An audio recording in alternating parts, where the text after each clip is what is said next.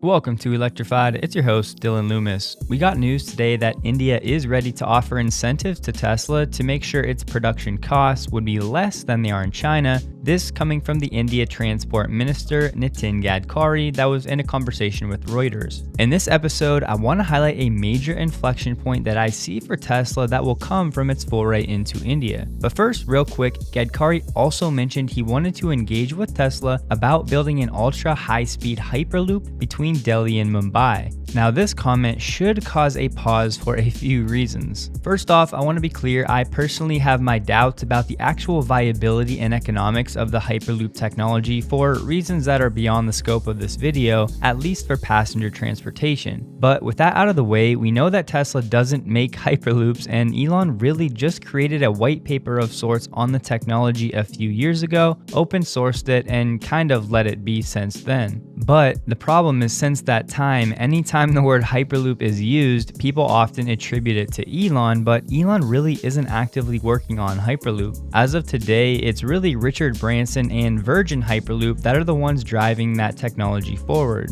And it is true that India is squarely in the race to be the first place where the commercialization of that project could take off. Tanay Manjrekar recently became the first Indian to travel on Hyperloop, Virgin's electronics specialist, at the DevLoop test facility in Vegas. That successful human testing is definitely a big step forward to bringing Hyperloop to India, as the proposed route would link two of the fastest growing cities in India, Mumbai and Pune. And it has also been announced that other projects in India are in the works as well, as India tries to leapfrog the rest of the world. And of course, there are other companies working on Hyperloop as well, but where Tesla would fit into all of that is anyone's guess. I guess it's true that perhaps Gadkari thinks Elon is still working on Hyperloop. Either way, this seems like a statement made to generate publicity and excitement, not one that actually carries meaningful weight in the near term. But back to Tesla. Gadkari said, quote, "Rather than assembling the cars in India, they should make the entire product in the country by hiring local vendors. Then we can give higher concessions." He didn't give any specifics on what the incentives would actually be, but he did add the government will make sure the production cost for Tesla will be the lowest when compared with the world, even China, when they start manufacturing their cars in India. We will assure that. But my main driver behind this episode is a bit different than what the main narratives are elsewhere. We know that a few weeks back, Tesla registered its subsidiary Tesla India Motors and Energy Private Limited and listed 3 directors for the company, incorporated in Bengaluru. The Karnataka chief minister said Tesla was going to set up an electric car manufacturing unit. He also earlier tweeted that Tesla would open an R&D unit in Bengaluru, but the tweet was then deleted. Now yes, there is certainly room for EV growth in India, but the size of the market relative to other locations like China and Berlin would be much smaller. With a total auto market in India sitting just north of 2.5 million vehicles per year, we need to contextualize that in America, the annual auto market is around 14 million units per year. And it is true that India is looking to become a big export hub for EVs, as Gadkari recently mentioned, given about 80% of the components for lithium-ion batteries are made there locally already. And on this subject, a quick moonshot idea, shout out to Gali, would be India becoming the market where Tesla gets into an electric bike or a 2-wheel vehicle. Now, yes, I already know that Elon has shot down the idea of 3-wheel EVs,